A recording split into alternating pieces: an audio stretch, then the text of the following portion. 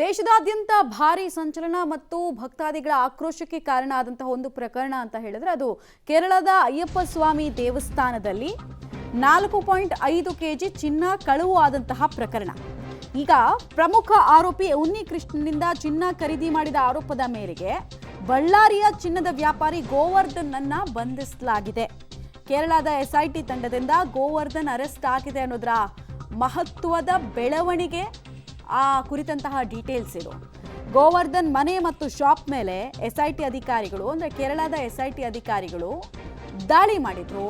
ದಾಳಿಯ ಸಂದರ್ಭದಲ್ಲಿ ಉನ್ನಿ ಕೃಷ್ಣನ್ ಜೊತೆಗೆ ಈ ಗೋವರ್ಧನ್ಗೆ ನಿಕಟ ಸಂಪರ್ಕ ಇತ್ತು ಅನ್ನೋದು ಗೊತ್ತಿದೆ. ಒಂದು ನೆಟ್ವರ್ಕ್ ಡೆವಲಪ್ ಆಗಿತ್ತು ಕೇರಳದಿಂದ ಬಳ್ಳಾರಿ ತನಕ. ಆ ನೆಟ್ವರ್ಕ್ ಬಳ್ಳಾರಿ ಬೆಂಗಳೂರಿನ ತನಕ ಕೂಡ ವಿಸ್ತರಣೆ ಆಗಿತ್ತು. ಇದಾದ ಬಳಿಕ ಎಸ್ಐಟಿ ಅಧಿಕಾರಿಗಳಿಗೆ ಗೋವರ್ಧನ್ ಪಾತ್ರ ಇರೋದು ಮೇಲ್ನೋಟಕ್ಕೆ ಗೊತ್ತಾಗಿರೋದ್ರಿಂದ ಆತನನ್ನ ಅರೆಸ್ಟ್ ತೋರಿಸ್ತಾ ಇದ್ದಾರೆ. ಪ್ರಮುಖ ಆರೋಪಿ ಉನ್ನಿ ಕೃಷ್ಣನಿಂದ ಈ ಗೋವರ್ಧನ್ ಚಿನ್ನವನ್ನ ಖರೀದಿ ಮಾಡಿದ್ದ ಅನ್ನೋ ಆರೋಪ ಗೋವರ್ಧನ್ ಮೇಲೆ ಇರುವಂಥದ್ದು.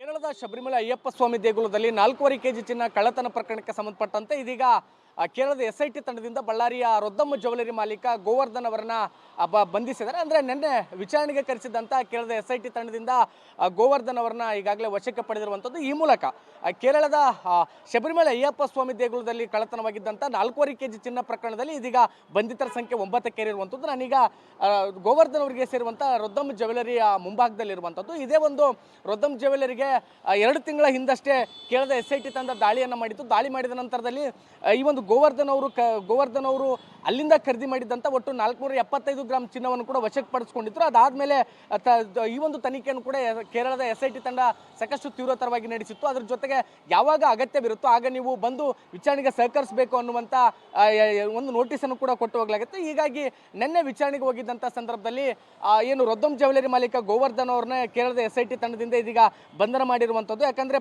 ಪ್ರಕರಣದ ಪ್ರಮುಖ ಆರೋಪಿಯಾಗಿದ್ದಂಥ ಉನ್ನಿ ಕೃಷ್ಣನ್ ಅವರಿಂದ ಗೋವರ್ಧನ್ ಚಿನ್ನ ಖರೀದಿಸುವ ಆರೋಪ ಇತ್ತು. ಹೀಗಾಗಿ ವಿಚಾರಣೆಗೆ ಕೂಡ ಕರೆಸಲಾಗಿತ್ತು. ಮತ್ತೊಂದು ಕಡೆಗೆ ಅಯ್ಯಪ್ಪ ಸ್ವಾಮಿ ದೇಗುಲದ ದ್ವಾರಪಾಲಕರು ಹಾಗೂ ಬಾಗಿಲು ಮಾಡಿಕೊಟ್ಟಾಗ ಟ್ಯಾಪರಿಂಗ್ ಮಾಡಲಾಗಿತ್ತು ಅನ್ನುವಂಥ ಗಂಭೀರ ಆರೋಪ ಇತ್ತು. ಹೀಗಾಗಿ ಒಟ್ಟು ಬರೋಬ್ಬರಿ 4.5 ಕೆಜಿ ಚಿನ್ನ ಕಳ್ಳತನ ಆಗಿದ್ದು ತದನಂತರದಲ್ಲಿ ಪತ್ತೆಯಾಗಿತ್ತು. ಅದು ಹೀಗಾಗಿ ಸಾಕಷ್ಟು ಸಂಚಲನವನ್ನು ಕೂಡ ಸೃಷ್ಟಿ ಮಾಡಿತ್ತು. ಅದ್ಯಾವಾಗ ಚಿನ್ನ ಸಿಕ್ಕ ನಂತರದಲ್ಲಿಯೂ ಕೂಡ ಕೇರಳ ಹೈಕೋರ್ಟ್ ಎಸ್ಐಟಿ ತನಿಖೆ ವಿಳಂಬ ಆಗ್ತಿರೋದ್ರ ಕುರಿತಾಗಿ ಎಸ್ಐಟಿ ಮೇಲೆ ಒಂದಿಷ್ಟು ಅನುಮಾನಗಳನ್ನು ವ್ಯಕ್ತಪಡಿಸಿತ್ತು. ಹೀಗಾಗಿ ಎಸ್ಐಟಿ ತಂಡ ತ್ವರಿತವಾಗಿ ವಿಚಾರಣೆಯನ್ನು ಮುಕ್ತಾಯಗೊಳಿಸಬೇಕು ಅನ್ನುವಂಥ ಕಾರಣಕ್ಕೋಸ್ಕರ ವಿಚಾರಣೆಯನ್ನು ಕೂಡ ಸಾಕಷ್ಟು ತೀವ್ರವಾಗಿ ಆರಂಭ ಮಾಡಿತ್ತು. ಹೀಗಾಗಿ ನಿನ್ನೆನೂ ಸಹಿತ ಉನ್ನಿ ಕೃಷ್ಣನ್ ಬಂಧನ ನಂತರದಲ್ಲಿ ಮತ್ತೆ ಇದೀಗ ನಿನ್ನೆ ಗೋವರ್ಧನ್ ಅವ್ರನ್ನ ವಿಚಾರಣೆಗೆ ಕರೆಸಿದಂಥ ಕೇರಳದ ಎಸ್ಐಟಿ ತಂಡ ಈಗ ಗೋವರ್ಧನ್ ಅವ್ರನ್ನ ಕೂಡ ಬಂಧನ ಮಾಡಲಾಗಿದೆ. ಈ ಮುಖ್ಯವಾಗಿ ಒಟ್ಟು 9 ಜನರನ್ನ ಎಸ್ಐಟಿಗೆ ವಶಕ್ಕೆ ಪಡೆದುಕೊಂಡಂತಾಗಿದೆ. ಒಟ್ಟಾರೆಯಾಗಿ ನಾನು ಯಾವುದೇ ಕಾರಣಕ್ಕೂ ಚಿನ್ನವನ್ನು ತೆಗೆದುಕೊಂಡಿಲ್ಲ. ಒಂದು ವೇಳೆ ಅದು ಕದ್ದ ಚಿನ್ನ ಅನ್ನುವಂಥದ್ದು ಗೊತ್ತಾಗಿದ್ದರೆ ನಾನು ತೆಗೆದುಕೊಳ್ತಿರಲಿಲ್ಲ. ಹೀಗಾಗಿ ಯಾರು ತಪ್ಪು ಮಾಡಿದ್ರೆ ಅವ್ರಿಗೆ